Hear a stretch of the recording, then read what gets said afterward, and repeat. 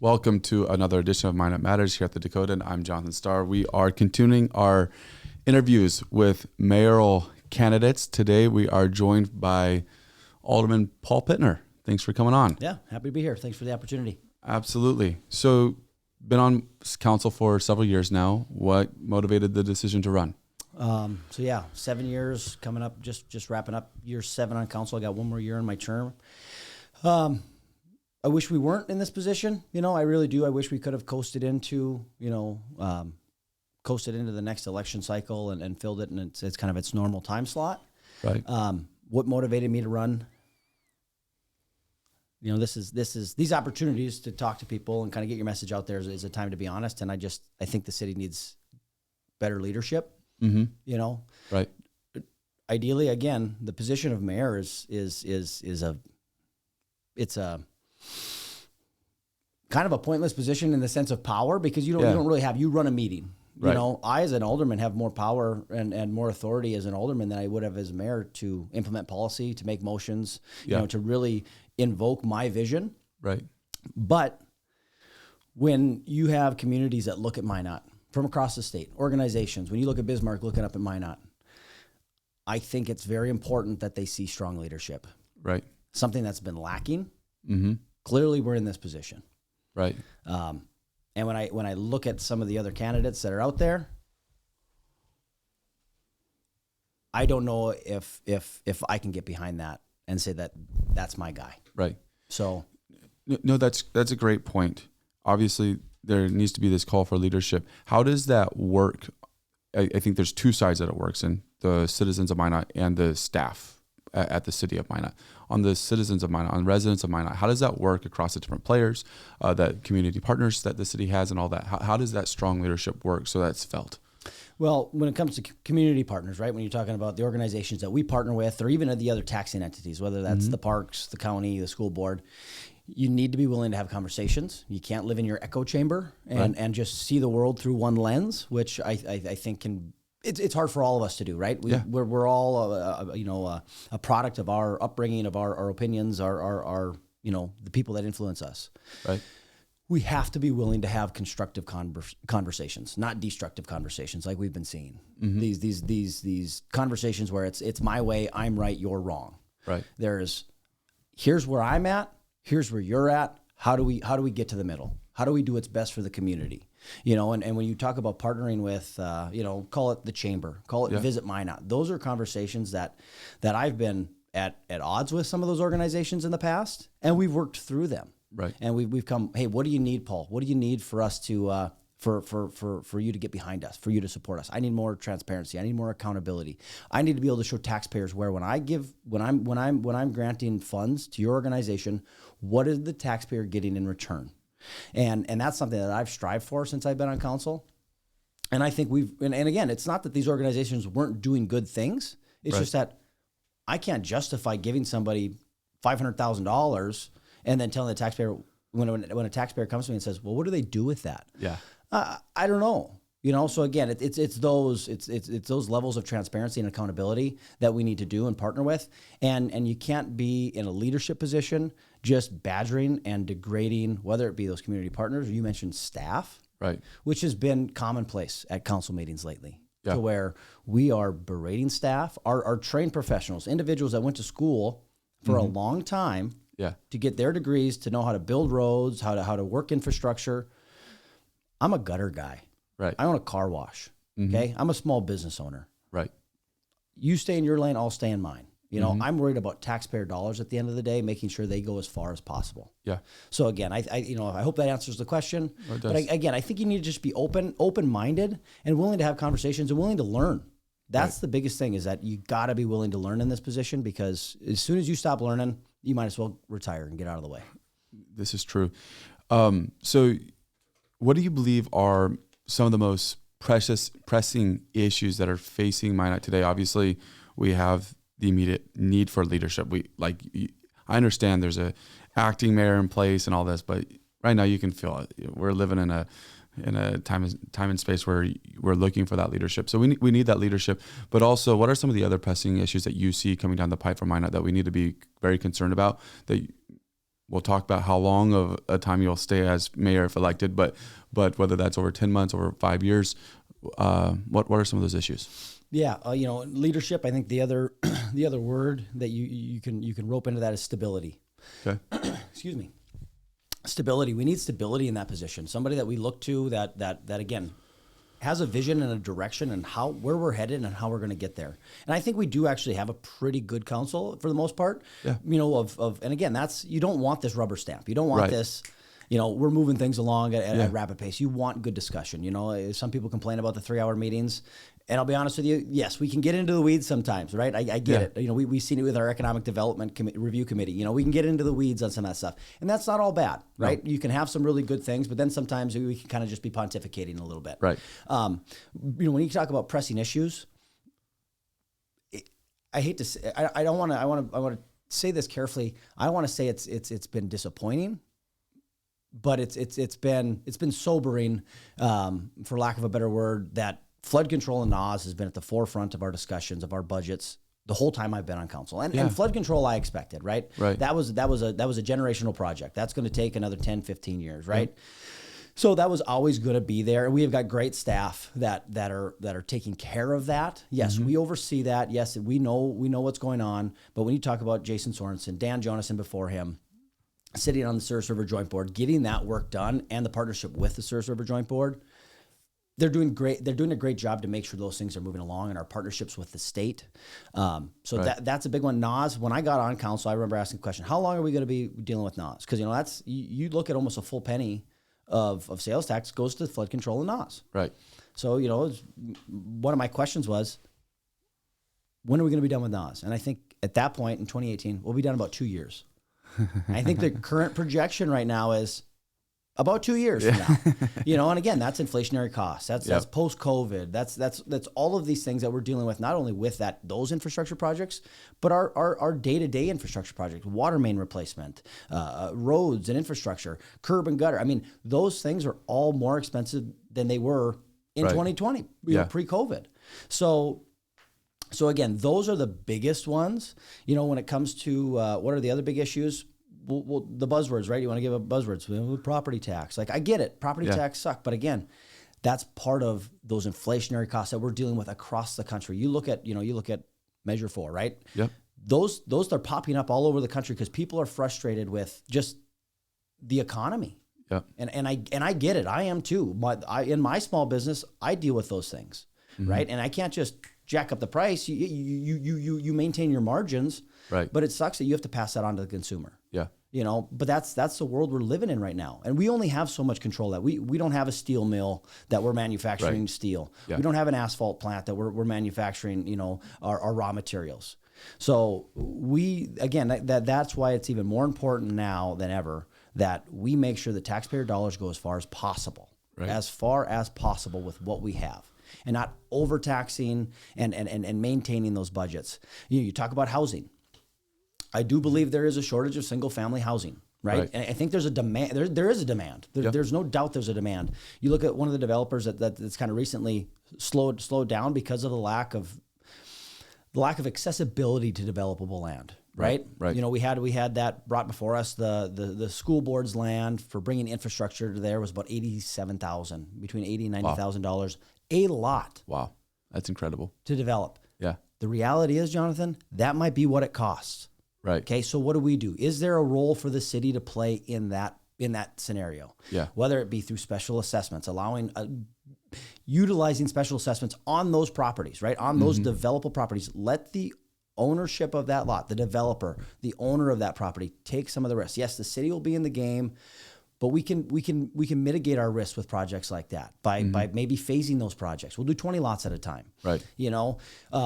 Getting affordable housing. We talk about, the Sentinel program coming to Minot. Do we have enough housing? Are we I've heard people float out the idea we should allow man camps again. Oh wow. Personally, I'm not a fan of that. Yeah, somebody's going to make a quick buck. They're going to set up a man camp on their lots, on their fields, and then they're gone. Yeah. But when you look at one of those developers, like I was saying previously, that was doing 30 to 40 lots a year, those were pre-sold. That was before a hole was punched in the ground. Right. That house was sold. Yep. They are selling. And I think that's part of just our history in Minot. When the boom happened and stuff like that, we grew really fast, obviously, and really far. But I think there's an opportunity there to get some first-time home buyer, affordable housing, not affordable housing, but housing for families, right? That they're not going into a house from 1985 that grandma owned and it's still in 1985, you know? Right. That's just the way it was. That's how my parents were, and, I've always heard in real estate, rule of thumb, you should either remodel or move every 5 to 10 years, something, Yeah. because then it allows the next person to come in and update those properties and maintain value in the property. So, those are some of the pressing issues. I know we'll touch on probably some more that have been hot topics at council meetings, but one of them that's been a hot topic at council meetings has been childcare. That came off of a committee or whatever. This one was a unique deal and I think it shows you when you're in the community listening, because at first you were against a childcare tax credit, basically property tax credit, and then you changed your vote on that, brought it back to council and had discussion on that. Can you kind of break down what you were thinking there, the reason why you've mentioned that you're open for entrepreneurs and that's a big deal for you? Can you kind of break that down? Yeah. And I think that topic is one that kind of gets confused as to what the real goal or what the hopeful outcome was. Right. It came to council as basically a perpetual, we're never going to tax, the child care facilities, right? And I voted against that because I do believe in free market. I believe this is an opportunity for entrepreneurs to come in and capitalize, saying, hey, there's a demand. I will meet that demand and I can turn a profit. Not that I would, that's just how my brain works. As a small business owner, I'm saying, we need childcare.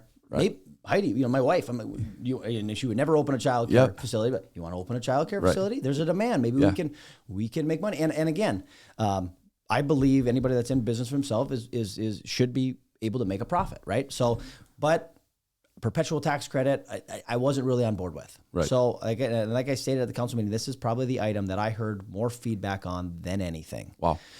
So we get to the council meeting. I decided to bring it back. And the only reason I was able to bring it back and not I guess I brought it back as a new item. Okay. It was a 4-year tax abatement. And it was in line. The reason I thought about doing it that way, we do that with other programs. You look at the Renaissance Zone.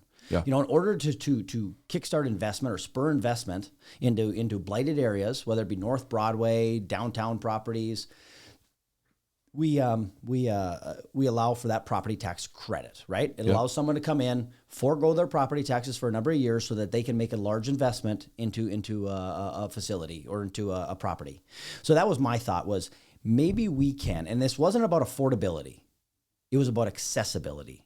Okay. This is about trying to get someone to come out and take a risk. How can we incentivize someone to open a new business or expand their business? Yeah. It wasn't about saying, hey, someone pays $1,000 a month in childcare. Now it's going to be $700. Right. That's where the conversation got directed. It felt like 100% it did, and that's where the frustration was. And I tried to get that point across. This wasn't about affordability. Yeah. It's about the fact that when you have a child, and I didn't know this, and I'm sure you know this now. Yeah. That if you're going to get childcare, which I don't know, do you guys have childcare? We don't. My wife doesn't work. Okay. So again, my wife did. Yeah. I did. We didn't have that option, right? Right. So what we did is, my wife's pregnant. I can't remember. I'd have to think. I think Charlotte was born in September. I think we finally found a childcare place in July. Wow, that's stressful. And any place you called, it was, I'm full. I'm full. I can't take an infant. I can't take an infant. You call some of the bigger centers that are very popular, and I think they do a good job. Right. We got 200 people on our wait list. Wow. We'll let you know. Okay. Well, for 200 people to get in and out of a childcare, when are you going to call me when my kid is 7? Right. Yeah. So that was the idea behind that, is how do we get the accessibility? How do we incentivize the individual who has a home daycare that watches 8 kids, that says, you know what, there's a commercial property over here. I can partner with another daycare facility, have 2 employees, maybe a high school or college kid that's working in the summer. And now I can watch 40 kids or 30 kids, whatever the numbers are, whatever the threshold is. I can buy this property or I can rent this property. I can renovate this property and outfit it to fit my needs as a daycare facility, and I can get that break. I can get that incentivization to get off the ground. Right. So that also, and then you become, and I'll drop a learning tree, right? Daycare facility that has a great reputation that people are clamoring to get into. Yeah. And you have that 200 person wait list, but now maybe that 200 person wait list across the community is down to 180. Right. You know, was it worth it? Would it work? I have no idea, Jonathan. Yeah. But they've said across the country, the mindset is, and what's been said is, the state that figures out childcare figures out the workforce issue. Gotcha. Right. And is that true? If you get people in childcare, is that what's keeping people out of the workforce? Childcare? Some of them probably, because my wife and I had those conversations. We have 4 children. Right. We had those conversations. My wife says, "What am I working for? Exactly. Why am I working when we're paying X for childcare and I'm bringing home X?" Right. Well, I'm a small business owner. We didn't have that option either because she's our benefits. She's our health care. Exactly. So we had to make those decisions. We had to keep our child. And again, it is expensive. Yeah, I get it. And it's stressful. I remember my wife crying in my arms. Mm-hmm. I hate the fact that I have to pay someone to watch my kids and hang out with my kids for 40 hours a week. I would much rather do that. Right. My mom was a stay-at-home mom. Yep. My wife's mom was a stay-at-home mom. Right. You know, so I get it. And that's an awesome opportunity if you're able to do that. Some of us aren't. Yeah. Some of us aren't. So that's why I brought that back, because I don't know if it'll work, but I also don't see any other options right now. And it's more around the premise of incentivizing somebody to get into the market and then hopefully figure it out in those 4 years or whatever, not trying to subsidize childcare through the city government. Yep. I think that's an important differentiation. One thing I want to say off that was this tag got thrown, I believe, on that discussion by someone, but it's a tag that's been used often. And so we get done with a vote and then we hear, oh, this shows that Minot's open for development, or it's either done or in the discussion through the vote, or this shows that Minot is no longer open for development. What do you think about these labels that are being thrown around like that on discussions and trying to basically center around a bigger issue where perhaps childcare, if it would have passed, showed that it was open or not? It's just something that kind of tries to bring a bigger discussion into play. Are these healthy? No, they're not. I mean, simply put, they're not, because every issue needs to stand on its own merits. Whether it's childcare, whether it's developer incentives, whether it's Renaissance Zone, they all stand on their own own, and there's a time and a place for each. Right. So to say that, hey, because Minot does this, they don't want development or they don't like outside investment, it's a buzzword, right? And we see it all the time. You get into the comments and you see all this stuff, right? Oh, and it's a lot of the same people that have the same negativity, or positivity. It goes both ways, right? Because you can't just look through all this stuff with rose-colored glasses either, because you do that, you get lost in the sauce, and all of a sudden you don't know what's going on. And if everything's a bed of roses, that's the crappy part about being in these positions, is that you look at some of these issues and it's like, wow. Right. We're in a world of hurt right now. Yeah. Wow. We need to get back on track. Mm-hmm. We need to make some adjustments. Yeah. And we do that with our households. We where our budgets are tight, and we need to figure things out. We need to reallocate our priorities. Yeah, for sure. So no, those are not healthy. But absolutely, And that's part of it, right? That's part of this position. That's one of the toughest parts of this position is you'll throw an idea out there, it gets voted down. You know what you do? You move on. You move on to the next. 2 seconds. It's the goldfish memory, right? The memory of a goldfish. Yeah. Move on to the next issue. Move on to the next issue and try to make Minot better. Right. Absolutely. So residents of Minot have received a lot of criticism by everybody, including me, about not being engaged as much as they should be. That being said, the virtual environment for city councils has exploded the last 6 months, maybe even more than that. And sure, there's been a lot of topics people have been curious about. Do you feel like that's getting better at all from where you sit in this whole process?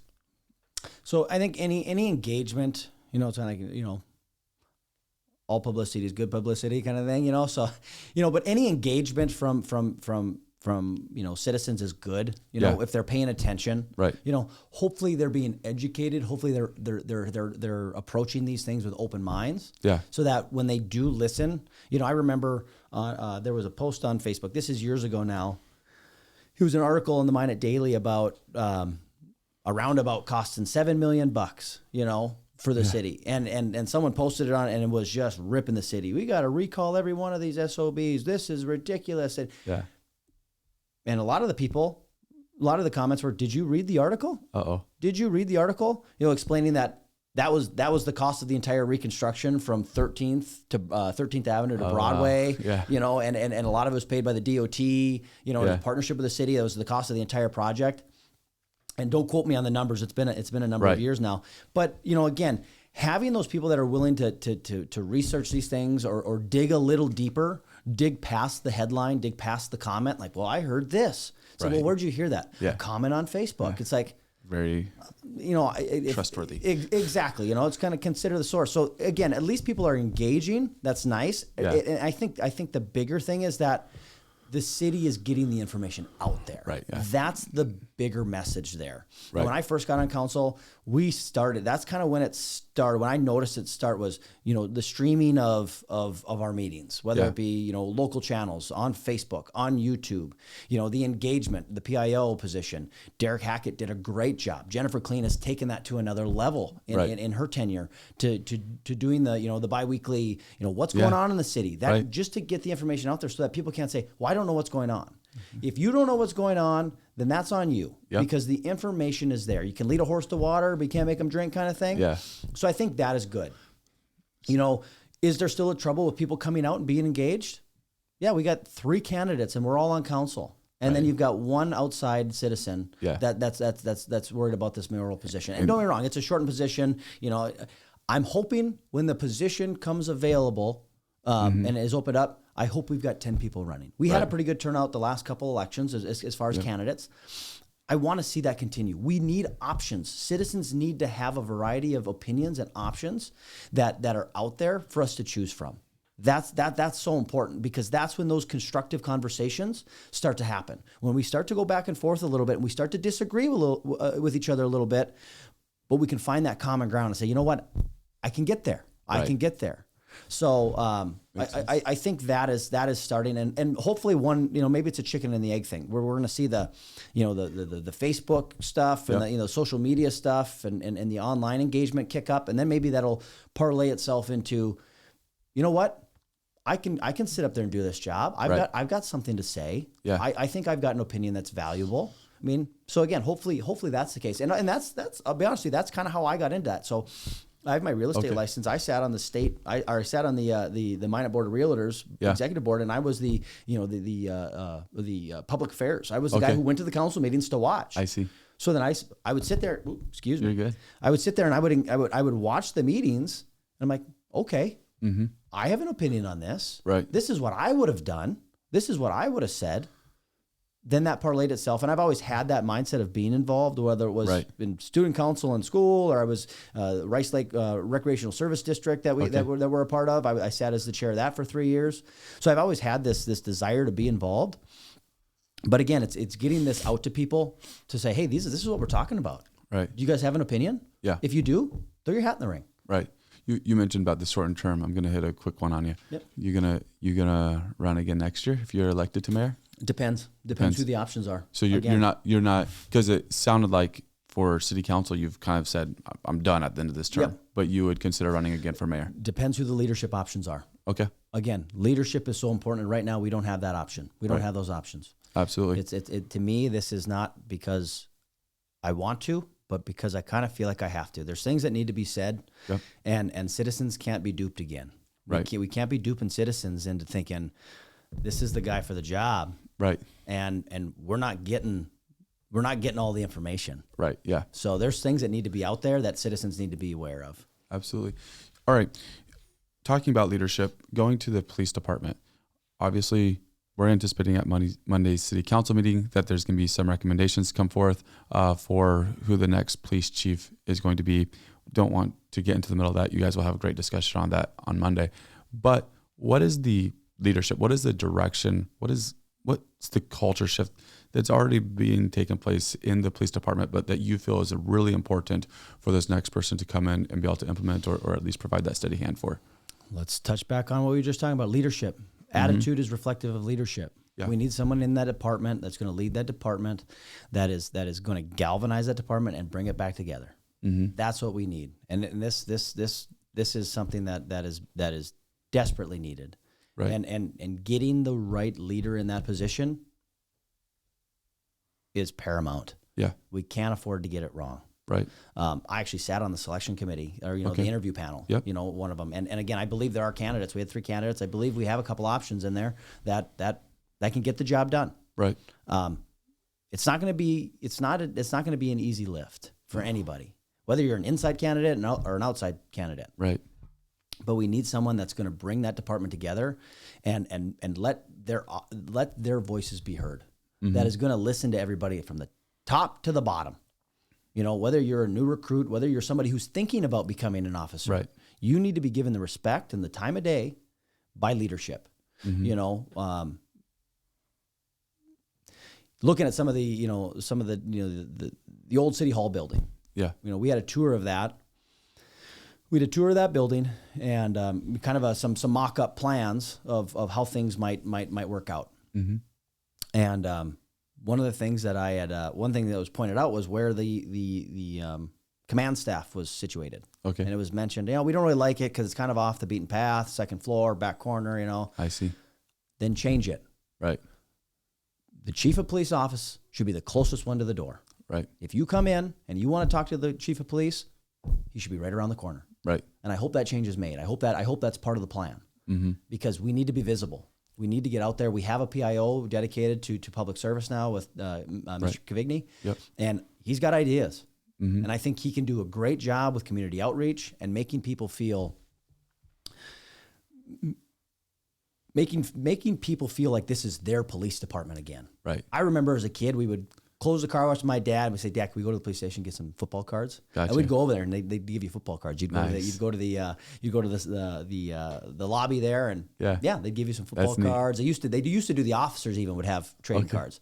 Again, it's those little things. Yeah, that is. It's those little things that make you feel like it's part of the community and it's not siloed in some way. Right. So that is going to be huge. It's going to be paramount to get that right, to change the culture. Yeah. You guys are going to be potentially working on a new police station in the next, just give it 5 years. It's who knows, but somewhere in the next 5 years, this is going to come up probably pretty strong. You got any, I know there's a lot of discussion you guys have already had on this, but you got any ideas for that? Any vision for that? Yeah, I think we're in the building we're in, right? Mm-hmm. That's our asset. And the reality is that building needs some TLC. It needs some improvements, whether that's mainly whether it be the roof or whether it be the heating and cooling system. Those things have to be addressed because whether that's a police station or some sort of other city facility or it's back in the private sector, we get rid of it. It's going to require that investment. That's bare minimum, right? It's like, well, I have a car. I want to get the windows tinted or I got to change my oil. It's like, well, we got to change the oil. Otherwise this is no good. Yeah. Right. So that's where we're at. We need to take care of that facility. Mm-hmm. So we need to invest that money. And then I think we need to stay there. We need to make it work with what we have there. And I think there's a great amount of potential in that building. Right. That hasn't been tapped into. Yeah. Is it ideal? No, it's never ideal because it's not new. We're not building it from the ground up. You build your own house. You can put a wall wherever you want. You can put the bathroom wherever you want. You Right. can, how many single floor or single story, 2-story. We don't have that option with this facility. Mm-hmm. But we can do a lot of good with what we have there. Right. And that's a testament to being stewards of taxpayer dollars. Will we eventually grow out of it? Maybe. I don't know. Maybe mine will shrink. Maybe we'll find a facility. Close to it that'll become available that we can have some sort of facility built next to it, but that's not on the books. I think what we need to do is invest in that building and invest in that department that we have. Right. Real quick, John, I'm sorry to cut you off. You're good. You look at City Hall, right? That was an old bank. You Right. look at that. It's a great facility now. Yeah, it's works a great. fantastic. Again, could it be better? Absolutely. Mm-hmm. But we did with what we had. Right. And we're not taking another property or another parcel off the tax roll by buying something, building something that's tax exempt and taking money off the tax roll. We're using what we have. Right. So that's my vision for that. Yeah. Well, and you make a great point. Like, we have to be careful because of the population, the growth of Minot. I think Minot got caught up by Senator Hoeven, Minot senator, saying, Minot hasn't been growing, so maybe we should look at other places. That's that. Question is this, though. how focused should we be on numerical growth in population? Is that something that we should be like burning bridges to get more people here? Or is it, what should be that identifier saying, hey, mine is doing all right? Ooh, what should be that identifier? It's definitely not population, right? That's not like, hey, there's a lot of communities that have twice as many people here, people than we have here. Yeah. And I wouldn't want to live there. Right. Like that's not something I want to hang out. When you go somewhere and you have friends or family that live somewhere else, say, we've got 50,000 people. Well, we've got 100,000. It's like, yeah, but I wouldn't want to live there. You know, right, yeah. Again, and I'm not, that's not the tangible thing that we want to be looking at. We want to be looking at something that you really can't quantify. And that's what's frustrating about this position too, is that everybody wants some sort of metric to look at saying, how well are we doing? Yeah. How well do you think we're doing? Right. You know, is the quality of life for you, is it better than what it was yesterday? Again, I've used this example several times, but when I was in school, again, Applebee's was the only restaurant, right? That was the place to go. And I worked for Applebee's, and it was actually up the creek here, now Badlands. Yeah. And then I went to school in Fargo, and I worked at up the creek there. That part of their franchise went out of business and became an Applebee's. Minot was the #1 Applebee's in like a tri-state area by a wide margin. Yeah, that's crazy. And we knew why, because it was the only show in town. Yeah. After a football game, where'd you go? You went to Applebee's. After prom party, you went to Applebee's. You know, you want to get two for one apps? Well, I think it was half price apps now, 2 for 1 apps. You know, you went to Applebee's. Right. You know, that was the only show in town. Now you have these options. I don't know and again, I love Apple. I'm an Apple buddy from way back. Yeah. You know, but I don't know the last time I was at Applebee's. Right. Because we have these options now, and not only franchise options, which you need, right? You need this balance of franchise options for people that come from out of town and they have that taste of home. Hey, we have this at home. I love this at home, right? I was at the gas station grabbing a bottle of water, and somebody's talking about, you know, Popeyes for lunch. Yeah. You know, like that was something that I never had growing up. Exactly. You know? So again, part of the metric is something you can't quantify. And that's what's frustrating. But looking at the options that we have now, looking at the quality of life that we have now, the park amenities, you know, the school options that we have now, and the quality of the schools, the user groups that we have, you know, I was a wrestler growing up. Okay. You know, the Rattlers program that has exploded. You know, they used to have 2 programs. Rattlers does great. You got X amount of kids in this. I mean, you never had that growing up when I was a kid. If you wanted to wrestle as a 7-8-year-old, you had one option, and there was maybe 15 kids there, and it was, you know, volunteer, and, you know, now you have actual structure. You look at the soccer. My kids are soccer players now, you know, and they'll branch out. We've got a couple. We're still young. We're still figuring out. But my oldest daughter, she does competitive soccer now. You've got the Minot Soccer Association, 1,200 kids in their program. Wow. You know, those are options incredible. That we didn't have growing up. Right. That now you can travel. Now I can get suckered into going on trips and paying, you know, a couple $1,000 to take my family to Rapid City. We were at Rapid City last weekend, traveling with our soccer team. Okay. You know, going after these amenities for our kids. We just didn't have that for our kids, and that's the quality of life. We are a younger community than we have been. Right. Minot is a younger community, so we need those things for young families. We need those things. So, you know, what is the the metric? You know, we can say low taxes, right? Low tax burden. You don't want to tax people out of their homes. But like I say, it's to me, it's quality of life. Yeah. So were you disappointed when the park board vote failed recently? Yes, I was. Okay. I was disappointed. I'm not going to get into the details of what it was or what it was for, all that stuff. Like overall, it was removing the tax burden on property taxes, shifting it to sales tax, which 30% of our sales tax comes from outside of Ward County. Mm-hmm. Let's let people that are coming into our community pay for our stuff. Right. People come in, they drive on our roads, you know, they use our facilities, they fill up with gas here. Let's let those people that are coming, and that parlays itself into what we're talking about, those partnering with other organizations, user groups. I sit on the Visit Minot board. How do we empower our user groups, whether it's Minot Soccer Association, Girls Fast Pitch? How do we get those individuals that operate those programs to run the tournaments, to get people in here? We invested in the South Hill complex, right? You have those 2 turf fields. You have the locker rooms now there. Now Minot State can actually host a tournament because we have locker room facilities there. Mm-hmm. Let's get 12 teams to come here for a weekend and have the economic impact of them shopping in our stores, supporting our small businesses, and staying in our hotels. Well, then that parlays itself into what the Parks was trying to do by relying on sales tax. You drive up the sales tax numbers, We lower the burden on property tax. Right. Again, it didn't pass. The people spoke, but also horrible voter turnout. Yes, horrible. So, okay, you mentioned it. Under 2,000 people showed up with a week of early voting. Some say they didn't know about it, which is interesting to me because they're commenting that on the same channel where they could have known about it. But they didn't know about it. But for the mayoral election, there's no early voting. It's going to be only day of voting. Is this concerning to you? What are your thoughts on this? It is what it is. Yeah. It is what it is. It's all there is to it. I mean, again, you got to rally your base to get out and vote. And you got to tell people, hey, when you go out and vote, remind your neighbor, remind your friend, remind your mom or dad. Yeah, bring somebody with you. Whether you're voting for me or somebody else. Right. Oh, I hear you. Get the numbers up. Right. Again, it's sad. It is sad. It's that level of apathy where people just don't care. Right. But they, again, like you said, the engagement, the social media engagement. I guarantee you, there's more than 2,000 comments about some of these issues. Absolutely. On social media. So again, getting people engaged, whether you agree or disagree with me on things, just go out and vote. I hope, and that's one thing that I've tried to be clear, whether it's through council meetings, whether it's in these conversations, whether it was we had a meet and greet last night. I'm not going to change my opinion on these issues just because of the group that I'm around. Right. I have my moral compass. I have my foundation. This is how I view these issues. And if you want to change my mind, then let's have that conversation. Right. But you're going to know where I stand. Mm-hmm. So again, absolutely. I hope it'll be tough to get above probably 2,000, now without early voting, but it comes down to just, getting the message out there. That's crazy. Yeah. Well, Surrey also recently had a vote, and obviously population way lower. They had under 100 people show up. It's the area, the region. It's interesting. Going to some hot topics. First off, you talked about community development. This is a hot topic for me. How do we get a Chick-fil-A here?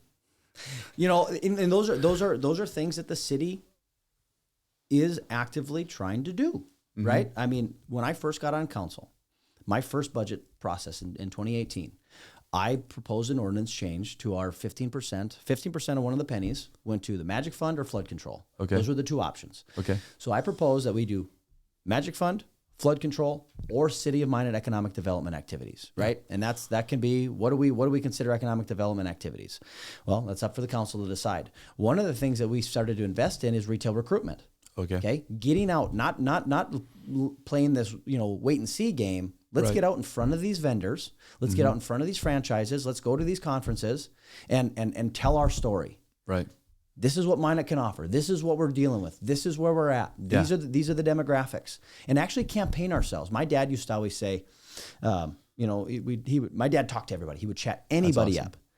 And I remember, I vividly remember him one time saying, this guy saying, he was a young military guy. He says, actually mine is pretty nice. Everybody talked about it being this, middle of nowhere. It's actually a pretty nice community. And my dad say, shh, this is best kept secret. This is God's country up here. That's right. Don't want anybody to know about it. Yeah. I take the opposite approach. Yeah. I'll chat anybody up as well, but I'm going to tell you how great Minot is. Right. I'm going to tell you, this is where you want to be because I believe in this community. I love this community. It's a community that I didn't plan on being in.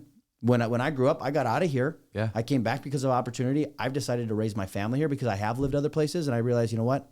It ain't that bad. You want bad roads, go to South Dakota. Sorry, South Dakota. But it's like, whether, again, it's night and day. It's all about perspective, and we live in our echo chamber, right? Right. But changing those economic development activities so that the city can actually tell our story and try to get out there and actually do some work. And we have staff that do. Brian Billingsley, Harold Stewart, they're about retail recruitment. That's part of their philosophy, and we need to do that if we want to have those nice things. And these other franchises come in. Yes, there's the double-edged sword, right? You're bringing in franchises to compete with small businesses, right?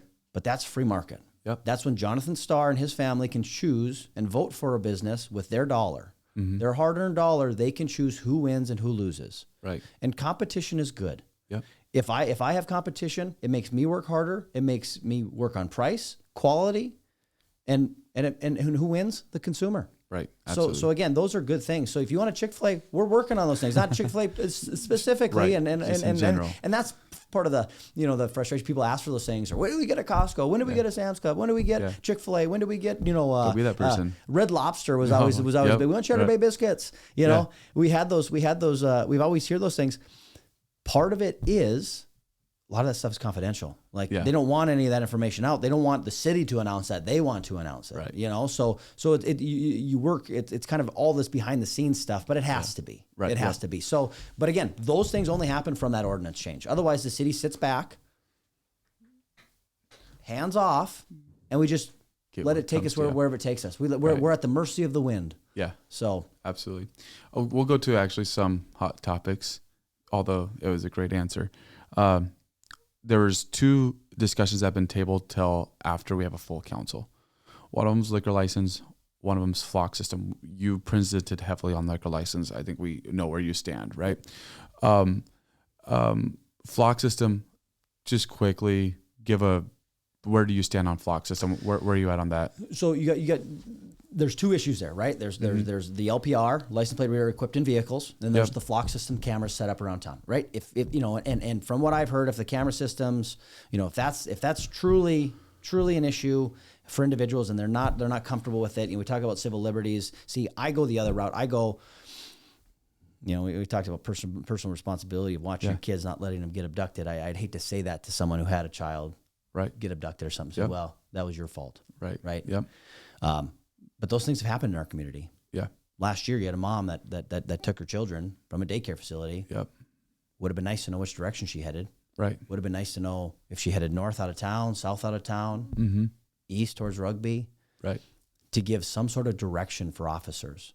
Because that's another aspect of that too, is that not only what a parent is going through, what is an officer going through that took that call to a parent that is in distress, right? And these are these outlying things, right? These are some of these scenarios, or a murder suspect, right? But an officer that responds to a call and says, "I wish I could do more," right? And they take that home. And we talk about mental health of our officers and our public service individuals and public safety. If we can give them the tools to be more successful and reunite a family or solve a crime or make our community safer, I'm open to that discussion. Right. Now, if we want to have this back and forth on the flock system specifically, and we don't feel like we're there yet, okay, I'm willing. Let's let that one simmer a little bit. The LPR, the license plate reader system in our vehicles, that gives our officers, that makes our officers safer when they're approaching a vehicle. Do they know the individual that they're approaching? Do they know if this person has a history, if this person has open warrants? That is a tool for them to be safer day to day. Right. Not the outlier, you know, once in a blue moon or, you know, once a year, twice a year kind of thing, you know, but also you hear about going back to those once in a while situations, you hear on those same comments, right? In those same comment threads, crime has gotten so bad in Minot. Right. There's shootings, there's murders, never used to happen. Okay, well, if we had a tool available that could help us, we may have to adjust. you know, solve these or put the community at ease, because some of these crimes do get solved sooner rather than later. Yes, and again, these systems, are there policies that need to be put into place to protect citizens and protect the use of these? Absolutely. Right. Without a doubt. Have these systems been abused? Yes. That happens in every profession. Right. That happens in every walk of life. There's bad cops. There's bad gutter guys. There's bad podcasters and media guys. Right. There is. Yep. Those tools need to be in check. Right. So, and that's one thing that I tried to do, working with Dale. I made some revisions to the system and to our ordinance before. I'm like, you know, can we get there? These are some things I'd like to see. You know, so again, is that conversation done on flock? No. Right. LPR is one of those things. I think that's a tool for our officers that we should be looking at. Whether or not flock goes forward, the LPR system I think should be something that I support, because that makes our officers safer and more effective. And when we talk about numbers being down, you can do more with less. That's how we do that. Work smart, not hard. Right. Makes sense. So that discussion, along with the liquor license discussion, has been tabled till after we have a full council. So after you're elected to mayor, somebody else is elected to mayor, however that plays out, and then somebody is, how are we going to get the 7th member? Do you see it? I mean, let's consciously, potentially, it won't happen this way, roll out that there's a petition for another election. It looks like the timeline's going to be tight on that. It may be able to happen. It's very tight though. What Is this something where people are going to submit applicants? You guys are going to go through an interview process? Is this going to be something where there's a bunch of politicking involved? Is this something? How is this going to work out? Yeah, pending that there's not a citizen's petition that circulates to call for another election. I believe that's the route we'll go. We'll take applications. Mm-hmm. There'll be an interview process. We've done that somewhat before when Sean Sitma was elected to mayor and vacated his seat, and then I came on board as a new member, and Mark and Lisa retained their seats. Alderman Padragula was the first one out, right? Mm-hmm. So we took petitions, took applications, and we reviewed them, and then Alderman Padragula, we were right in the midst of budget season and all that stuff. So it was good to hit the ground running, and Alderman Padragula was appointed to that seat. That's how I see that going again. Yeah. We'll take applications. I think it's, let's call it what it is. There is some divisiveness on council. There are some lines in the sand, mm-hmm. As you would say. So it's important to find someone. It's kind of the way that I think of it in my mind. It's kind of like a jury selection. You need to find someone that cares about the community, that is involved in the community, but isn't in the weeds in the community, isn't really invested in some of the topics. You need kind of a neutral individual to come in. They can make a decision on some of these, whether it be the tabled items or any business moving forward. I mean, you can be in the middle of budget season. There's going to be some tough discussions that are going to be 3-3 votes. Yeah, that's absolutely. The way it goes. Yep, and that's 100%. That's the way it goes. Yeah. So again, I think it's imperative that we find someone that's just as neutral, and we need to find someone that just loves Minot and wants Minot to be the best Minot. We've talked about a lot of things about Minot. We've talked about all that stuff. Let's round back as we come to the close to the mayor position. How do you see what do you see the role of mayor in Minot being? It's considered a weak mayor position just because of the amount of control that's had. What is this position? I understand leadership's going to be part of this answer, but what is the needs from this leadership or this mayor position? What does that look like to you? Day-to-day stuff or week-by-week stuff, however you want to view that, and then the bigger picture. Yeah, it's again right back to leadership, and it's what are your priorities? What do we prioritize? Do we prioritize things, or do we things, or we prioritize people? Yeah, and that goes to taxpayers. Do we want the nice shiny things for our staff, or do we want the best services for our people? Right, and that's sometimes those conversations are completely intertwined, right? And those are tough decisions, but a lot of it is to staff as well. How do we make sure that staff feel appreciated and they're not just a number? Right. Yeah. Like I say, it's nice if we can just 80% of our budget is staff. So when you start to cut things, that's the largest chunk. Right. Right. But we also bleed employees to surrounding communities, whether it's DOT, whether it's the county, because we aren't competitive on some wages, or other communities across the country, right? Whether that's public safety. Well, I can go to Fargo and be a firefighter or an officer. Yeah. I can make X amount more right out of the gate. We need to make sure that we're competitive. And that's why when we set budget principles, when we set our budget schedule, I felt it was important at that time, because we always hear that. We need direction from the council. We need direction, which I agree with. Yep. That's what we're elected to do, is provide direction. So the direction that I provided was, give me a budget, +3, -3, keep it flat, which is not easy to do. No. And some departments, it's just not feasible to do some of those things. And I understand that, without cutting people, without legitimately getting rid of positions, which maybe there's some level of attrition that can happen. Hey, this position to open up, we can find efficiencies in other ways. But another priority was, how do we prioritize pay and benefits for our individuals? Right? We don't need to be the best, and we're not. We're not. Right. I think we have a lot of employees that would tell you we're not the best paid, whether it be in the States or even in our area. And that's okay. We don't have to be the best, but we got to be competitive.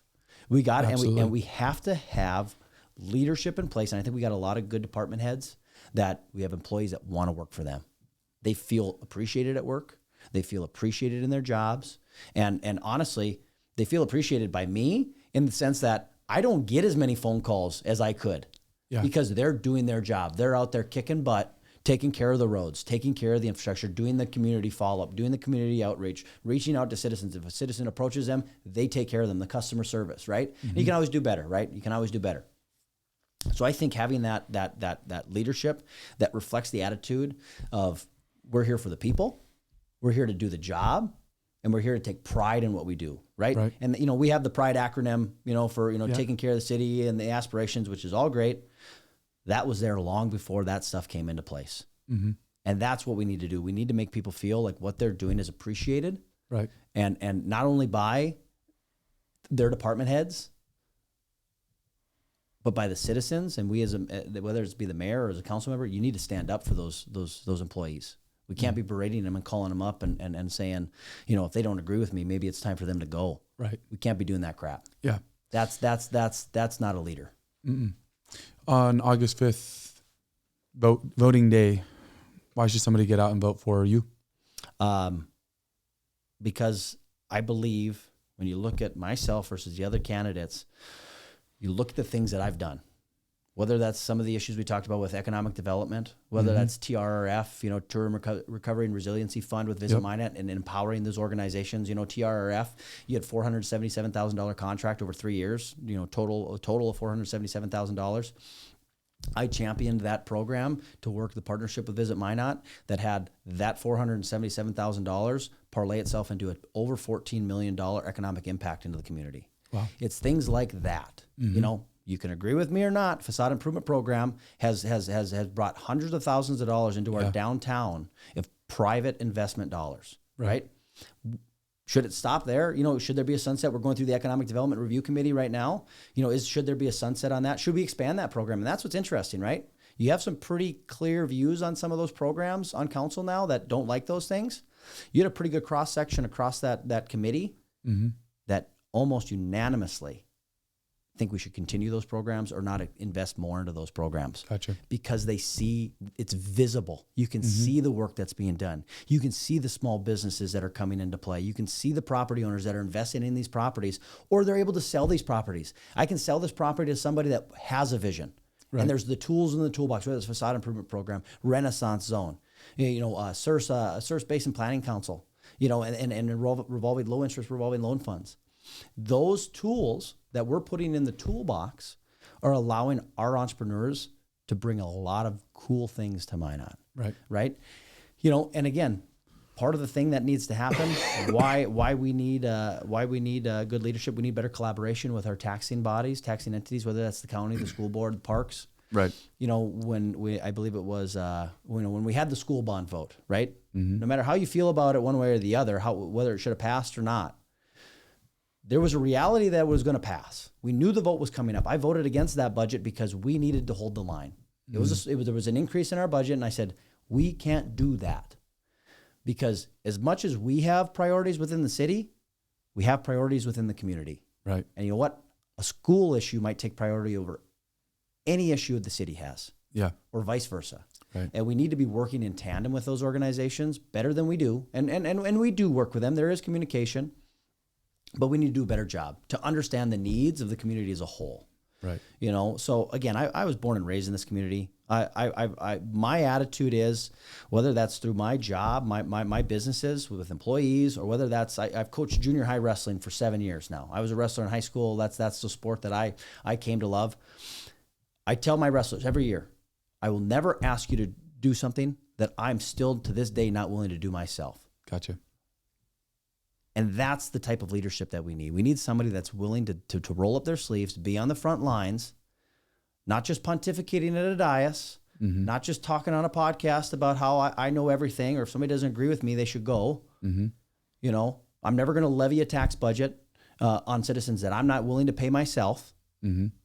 So again, I think it's leadership through accountability and through actions, not just buzzwords. Yeah. So that's why I think people should vote for me. And if they don't, that's fine too. Right. I'm going to be up there on the dais anyway, and I'll have more power than I would as a mayor. Yeah. And I still get to go home with my family at the end of the day. Right. I'm a lucky guy. I'm a lucky guy. Again, I'm only in this race because I feel like I'm the best option for leadership in what we need. And not only partnering with some of those taxing entities that I talk about, but partnering with our state representatives, because we're not doing a good job of that either. And no matter if you don't like the opinions of some of our reps, you got to respect them and you got to work with them. Right. Because there's some of them that I don't agree with things. Yeah.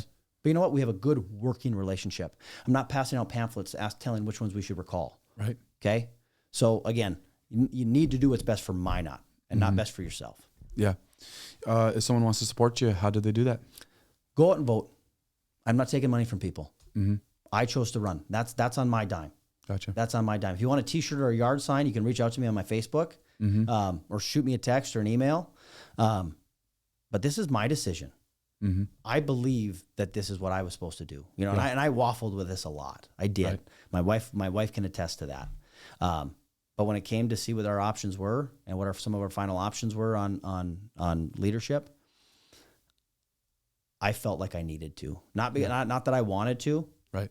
But I felt like I needed to put myself in this position to let citizens know these are your options, and they don't all suck. Mm-hmm. Absolutely. Well, thanks for coming on. Absolutely. Thanks for having me. Appreciate it.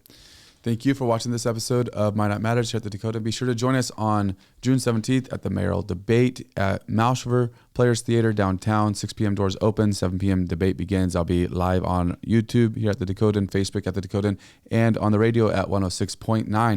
Thank you for watching this episode. Have a great rest of your day.